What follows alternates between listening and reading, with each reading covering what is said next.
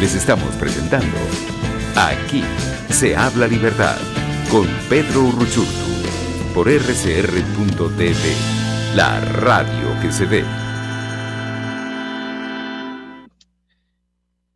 Bien amigos, estamos de regreso en Aquí se habla libertad y en esta oportunidad le doy la bienvenida a mi segundo invitado, que además me contenta mucho poder conversar con él porque se ha convertido en una de las figuras virales de las redes sociales, sobre todo en el activismo de lo que tiene que ver con la comunidad internacional, el activismo por los derechos humanos, por la democracia, por la libertad. Ha sido una de las voces pues, que se ha encargado de denunciar desde el día uno, por ejemplo, lo que ha venido ocurriendo en Cuba de manera bastante proactiva, al punto de que, bueno, el propio régimen castrista ya lo ha catalogado de agente, digamos, desestabilizador de la política cubana y demás. Hasta cubano le han dicho que es cubano y demás. Así que bueno, vamos a estar conversando con él sobre ese y otros temas. Bienvenido Agustín Antonetti, coordinador de la Fundación Libertad, del Grupo Joven de la Fundación Libertad de Rosario, Argentina. Y bueno, por supuesto, un activista por los derechos humanos y de la libertad. Bienvenido, Agustín, a Radio Caracas Radio. ¿Qué tal, Pedro? Muchas gracias por invitarme. No, gracias a ti por aceptar. Bueno, Agustín, tú has sido recientemente una persona pues muy seguida en redes por la manera además como haces el activismo, ¿no? En digital, estás pendiente, monitoreas lo que ocurre, casi que relatas en tiempo real lo que está ocurriendo en situaciones como la de Cuba, pero también de otras latitudes. Estás como en ese proceso de informar, analizar, pero además hacer activismo, es decir, no te quedas en la mera información y en el rol supuestamente de la objetividad, sino que automáticamente vas y alzas la voz contra, bueno, lo que está ocurriendo contra los, digamos, la democracia, la libertad en general en América Latina. Y uno de esos grandes temas, pues sin lugar a dudas, es Cuba. Desde el 11 de julio que comenzaron estas protestas, que bueno, han estado yendo, viniendo, sabemos que es una situación muy complicada, tú has estado allí muy firme. Y vimos que esta semana se aprobó la ley 035, que bueno, es un atentado directo contra el Internet. Podríamos decir que puede ser una respuesta a lo que aprobó Estados Unidos de darle Internet a la isla, pero concretamente, Agustín, hoy, ¿dónde está Cuba? ¿Cómo está Cuba? ¿Y qué implicación tiene la ley 035 para los cubanos y para quienes fuera de Cuba, pues alzamos la voz para ayudarlos? Bueno, a ver, obviamente la situación en Cuba viene estando muy, pero muy tensa desde lo que fueron las protestas del 11 de julio. Ya venía también el ambiente muy caldeado, por eso se produjeron, pero ahora tenemos que combinar todo el descontento social que hay, sumado a la crisis del coronavirus que hay en Cuba, ¿no? La situación de la pandemia ya también es muy, pero muy mala, los hospitales están colapsados, no hay medicinas, la gente está desesperada por medicinas, todo lo que tenga que ver con términos de salud es desesperante y bueno, y a eso la crisis ya social que venía aumentando, obviamente también combinada con la pandemia, porque bueno, Cuba dejó de recibir turismo, que era una fuente principal para ellos, se perdieron muchos negocios que ellos tenían. Y con lo que tiene que ver ahora combinado a este nuevo decreto de ley número 35 que sacó la dictadura, es un ataque que viene principalmente a los jóvenes, porque si uno recuerda lo que fueron las protestas, esto fue gracias a los jóvenes que se organizaron, no solamente por las redes sociales, sino en todo el país. Esto comenzó con una protesta, un pedido de ayuda por lo que estaba pasando en algunas provincias de Cuba con el término de coronavirus, donde los hospitales seguían colapsados, donde la gente estaba muriendo, algo que todavía sigue pasando en este momento, incluso ahora está faltando el oxígeno y es una preocupación muy grande. Y bueno, el Internet se ha convertido en algo que se le fue de las manos al régimen, ¿no? Claramente no pueden controlar todo lo que pasa en Internet, ya no saben qué hacer para controlarlo. Mucha gente descubrió un nuevo mundo desde la llegada de Internet en Cuba, muchos jóvenes que no tenían mucho acceso a ver lo que pasa en el mundo, cómo se vive en otros lugares del mundo, de qué se habla, otro tipo de ideologías políticas, más de lo que a ellos le habían enseñado. Y bueno, despertó casi se podría decir, una pasión por la libertad en miles de jóvenes cubanos en toda la isla, que obviamente lo han transformado en varios pedidos, que son protestas, tanto protestas que tienen que ver online, dentro de Internet, como fuera de la isla. Lo que viene a ser este nuevo decreto que se impuso es prácticamente un principio del fin de la censura a Internet total en la isla, que obviamente, vuelvo a repetir, no lo pueden controlar. La idea es, con este nuevo decreto, es que todas las personas, todos los ciudadanos cubanos, que se animen a poner algo en contra de la dictadura en Internet, o, como bien dice el decreto, hablar de noticias que puedan ser falsas o desprestigios, incluso hacer chistes. Si usted hace un chiste sobre Canel o alguna de las personas del régimen, con esta nueva ley usted puede ser enjuiciado o encarcelado. Ellos van a decir qué noticia es falsa y qué noticia es verdadera, pero incluso aunque usted esté compartiendo una noticia verdadera, ellos pueden, si a ellos no les gusta, te van a poder enjuiciar o encarcelar. Entonces es el último, quizás uno de los últimos pasos para comenzar a llevar esto más al extremo, porque, a ver, si a ellos no les funciona este nuevo decreto, donde se va a censurar completamente todo lo que opine, cualquier cosa que usted ponga, comparta dentro de Internet, va a poder ser motivo de enjuiciamiento, de encarcelamiento. Si a esto no le funciona, ellos pueden pasar a otros métodos mucho más extremos, se podría decir, que podemos verlo en otros países, por ejemplo, en China, donde Facebook, Twitter, YouTube, Instagram están totalmente prohibidos. Ese podría ser otro paso. Y yo creo que este nuevo decreto se da por dos cosas. En primer lugar, por el descontrol que le produce a ellos las redes sociales con el tema de los jóvenes, mucha gente opinando, mucha gente enojada, organizándose. Por eso vinieron también los cortes constantes cuando fueron las protestas, que toda la isla se quedó sin internet. Y en segundo lugar, también como dijiste vos, con esto de que Estados Unidos quiere proveer de internet a la isla, internet gratis, que esté fuera de los términos donde ellos pueden censurar.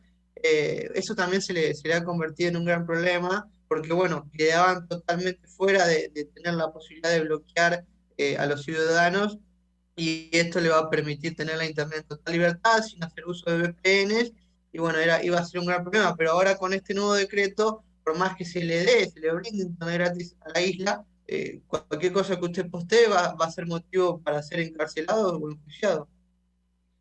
Así es. Bueno, y además es el uso del miedo, ¿no? Del miedo en el sentido de, porque todos sabemos que el régimen castrista ya bloquea el Internet y ya hace lo que le da la gana con el Internet en la isla. Lo veíamos en plenas protestas, cómo eran capaces de apagar toda la isla en cuanto a su conexión, y aún con eso siempre se sabía lo que pasaba, ¿no? Siempre había manera de saber qué estaba ocurriendo, pero ya eran capaces de hacerlo. Obviamente acá lo que están intentando es usar el miedo para que la gente se inhiba de utilizar las redes para denunciar, se inhiba de organizarse, se autocensure, sobre todo de cara a esto, a la posibilidad de que muy pronto la isla reciba internet, un internet por supuesto de mucha mejor calidad que el que han tenido en la isla, y bueno, que obviamente independientemente de lo que quieran bloquear o como lo quieran bloquear, será más difícil. Entonces, como ya no lo vas a poder bloquear como lo hacías normalmente, pues ahora vas a usar el miedo y la persecución para que la gente evite utilizarlo, ¿no? Y eso, por supuesto, va a ser uno de los grandes retos que como región vamos a tener, ¿no? Defender ese derecho allí de la gente a protestar y a expresarse. Ahora, Agustín, quiero pasar al otro tema que me interesa mucho y que también sé que les has estado haciendo mucho seguimiento, que es el tema Afganistán, pero no, quizás no tanto el tema Afganistán desde el análisis de lo ocurrido, de las tropas, de los que se van, de los que se quedaron, sino desde el punto de vista de la defensa de la libertad, de la democracia, la defensa de Occidente y la respuesta de Occidente frente a lo que puede y ya está pasando en Afganistán, sobre todo con las mujeres, que uno como occidental y como parte de Occidente entiende el rol importante de la mujer, y donde uno además ve la hipocresía de muchos sectores que se dicen feministas, que les encanta alzar la bandera del feminismo, les encanta hablar del feminismo, pero que guardan silencio vergonzoso frente a lo que ocurre allá, o peor aún, se escudan en la excusa de la cultura, ¿no? O decir que, bueno, como eso no es Occidente, no aplica. ¿Qué está pasando? ¿Qué implicaciones tiene esto, Agustín, a los efectos de Occidente, el hecho de que no se haga nada frente a las arbitrariedades? ¿Qué está pasando hoy con las mujeres en Afganistán? Tú que les has estado haciendo seguimiento a esto. Bueno, en primer lugar, antes de comentar qué posibilidades va a tener dentro de Occidente, dentro de todo el mundo, la llegada de este grupo de los talibanes y el poder que esto le va a dar. Creo que lo que más se ha comentado en estos últimos días y que ha salido por todo el mundo, por miles de posteos en las redes sociales, donde todo el mundo se ha enterado y se empezó a informar, es qué va a pasar con las mujeres en Afganistán, que van a ser las principales personas que van a seguir realmente perdiendo, que van a sufrir un montón con esta llegada de estos nuevos talibanes al poder en Afganistán, ¿no? Uno ya recuerda de lo que había pasado en los años 90 cuando ellos estaban en el poder, las atrocidades que se les ha cometido, o incluso cuando estaba el Estado Islámico en ciudades como Raqqa, que se aplicaba la ley de la Sharia, del Islam que ellos aplican al extremo, ¿no? Pero bueno, este grupo minoritario, este grupo de terroristas, ¿no? Porque, a ver, musulmanes a lo largo del mundo hay millones y este grupo representa en realidad un grupo minoritario de personas que incluso, bueno, son justamente los musulmanes quienes más sufren a estos grupos terroristas. Eh, lo que va a pasar con las mujeres es realmente aterrador. Si uno se pone a repasar lo que tiene que ver con la salud, con la educación, con la movilidad, por poner algunos ejemplos, ¿no? Primero y principal, lo que tiene que ver con la vestimenta y la movilidad, ¿no? El uso total de este hijab que le va a cubrir todo el rostro, todo el cuerpo, el burka, que es en realidad el burka, que a diferencia del hijab, el burka se cubre todo, incluso hasta los ojos, no se ve absolutamente nada y ellas van a tener que estar todo el día usando eso y no van a poder salir incluso de sus casas sin el burka puesto, sin el acompañamiento de un magreb, que es un pariente cercano. Dentro de lo que tiene que ver con la educación, las mujeres tienen permitido, antes no se podían tener educación, después se hizo como una modificación dentro de los talibanes en los últimos tiempos, y ahora está permitido que las mujeres tengan una educación hasta los 8 años solamente. Después, en términos de salud, por poner otros ejemplos, los médicos varones no pueden tocar el cuerpo de la mujer, ni siquiera incluso cuando es una consulta, ¿sí?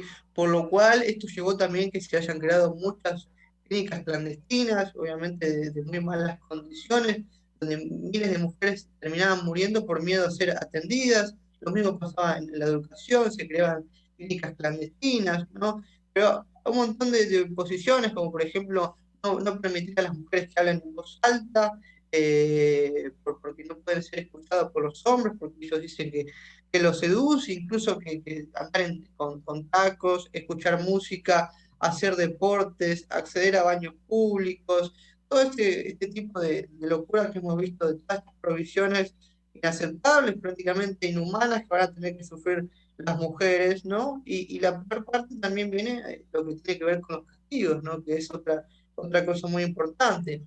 Lapidaciones, violaciones, mutilaciones, fusilamientos, incluso se ven imágenes de que cuando son, por ejemplo, los latigazos, ellos lo hacen como si fuera un espectáculo, como si fuera un show, y muchísimas de estas personas se juntan alrededor mientras se le da latigazos a estas mujeres, que son condenadas incluso a 50 o 100 latigazos en el mejor de los casos, porque si no van directamente a ser asesinadas, a ser fusiladas.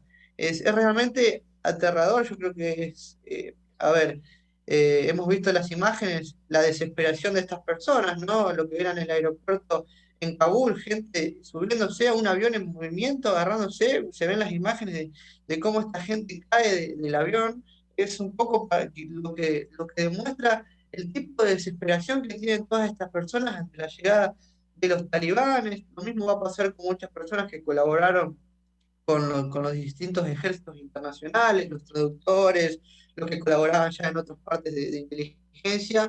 Los talibanes tienen una lista, es lo que se ve, y ya saben absolutamente de todos. De hecho, hoy en día están pasando por todos los barrios, por todas las casas, están buscando, hay un montón de gente desesperada. Por eso también otro problema que se va a hablar es qué va a pasar con todos los inmigrantes, no va a haber una crisis Así migratoria. es. En Europa se comentaba, ¿no? Que los principales mandatarios europeos decían no podemos tener una crisis migratoria como fue en el año 2015 con el tema de Siria, no están preparados para pasar por algo similar. Se hablaba de Turquía, que bueno, que Turquía tuvo un tratado, ¿no? Para recibir a sirios, tiene 5 millones de sirios, pero Erdogan no quiere. Se hablaba también de Irán, qué iba a hacer Estados Unidos habló de por lo menos aceptar a 30.000 refugiados. en Alemania también alrededor de 10.000, pero son millones de personas que hoy no se sabe qué va a pasar, cuáles son sus paraderos. Se aproxima una crisis migratoria que también va a dar mucho que hablar y todavía no hay soluciones de qué va a pasar con esta gente que está desesperada por huir. Y pasando también al segundo punto, lo que vos hablás de otras consecuencias, a pesar de lo que tiene que ver con la inmigración, es con se puede decir, la reactivación de muchos grupos terroristas, ¿no? Como Al-Qaeda y todos los grupos que promocionan lo que tiene que ver la yihad, especialmente en Europa más que nada, en países como Francia, como España, donde hemos visto atentados como los de Barcelona, como los de París. Esta llegada de los talibanes a Afganistán, a un país tan poderoso, recordemos lo que es Afganistán con el tema del opio, principal productor del opio, y lo que genera, sus vínculos de estos grupos con el narcotráfico, bueno, va a ser lamentablemente una puerta que se le abre a todos estos grupos terroristas, es prácticamente un empujón para que vuelvan a salir a la luz todos estos grupos, como tiene que ver como Al-Qaeda, como el Estado Islámico y todas las distintas facciones que venían operando en Europa y también en los Estados Unidos. Por eso también se va a producir una crisis importante, no solamente de derechos humanos, sino también lo que tiene que ver con seguridad. Sí, tal cual como dices, ¿no? Es una crisis multidimensional la que se avecina. Las implicaciones todavía están por verse, pero por lo que cuentas y lo que hemos visto, claramente tiene implicaciones, las va a tener, porque es un retroceso fundamental. Y en estos pocos minutos que ya nos quedan, Agustín, yo quisiera preguntarte tu reflexión sobre el rol de Occidente, ¿no? Porque pareciera que frente a todo esto y frente a lo inminente de lo que va a pasar, Occidente ha decidido voltear la mirada, ¿no? Ha decidido no hacer nada, ha decidido cosas como pedirle a los talibanes que respeten a las mujeres, eh, pero ahí quedarse en eso, huir de Afganistán de la manera como lo hicieron, casi que dejando al abandono a tantas personas allí, y la respuesta tan tímida, ¿no? Como Occidente, como cultura, como civilización, como se supone fuerza, ¿no? Contra el crimen, contra las prácticas autoritarias, la cuna de los derechos humanos, los valores que nos reúnen, prácticamente guardando silencio a partir de los gobiernos, ¿no? ¿Cuál es tu reflexión sobre eso en estos pocos minutos que nos quedan, Agustín? Me gustaría mucho tu lectura. Bueno, es así, tal cual como lo decís, creo que se ha perdido mucho. El mundo hoy, especialmente las dictaduras del mundo, me parece que le han perdido el miedo a lo que tiene que ver con las principales potencias, sea Estados Unidos, sea Europa. No hay un rol predominante de los Estados Unidos, creo que se ha perdido, no sé si el rol, pero sí el respeto que se tenía quizás algunas décadas anteriores, donde se pensaba quizás dos veces. Hoy me parece que la imagen de Estados Unidos viene en decadencia, donde cada vez se adquiere más autoritarismo, las dictaduras vienen haciendo lo que quieran, estos grupos pueden emerger como quieran.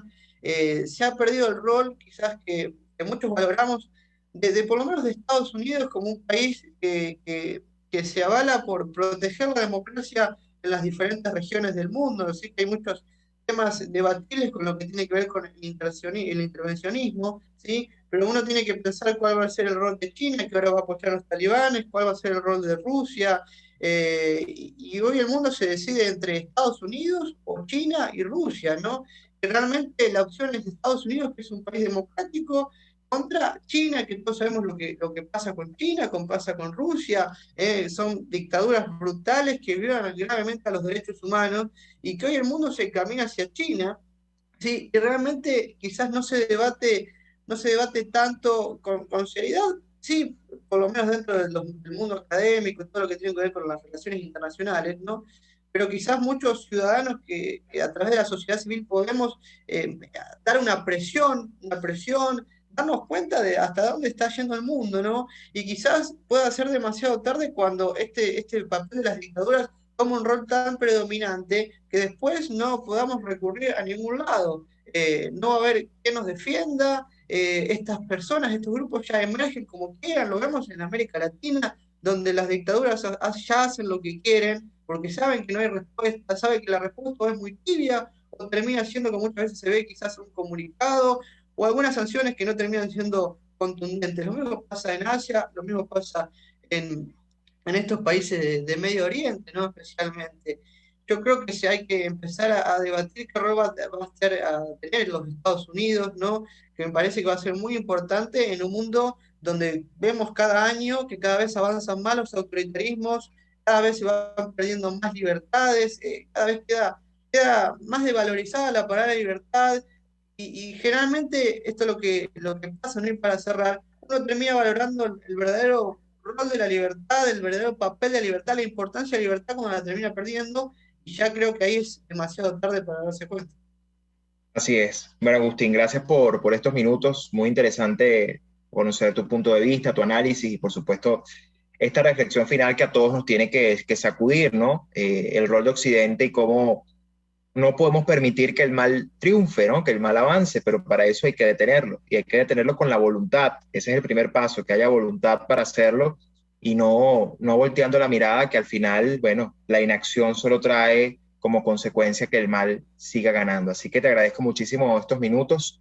Gracias por acompañarnos y seguro estarás en otra ocasión también aquí se habla libertad. Bueno, muchísimas gracias, sí, la verdad, un placer venir a hablar con vos cada día. Gracias. No, gracias a ti. Bien, amigos, conversábamos con Agustín Antonetti, coordinador de la Fundación Libertad de Rosario, Argentina, activista por los derechos humanos, y así llegamos al final de este programa el día de hoy. Gracias por acompañarnos y nos escuchamos la próxima semana en otro Aquí se habla libertad. Chao, chao. RCR presentó Aquí se habla libertad con Pedro Urruchurtu.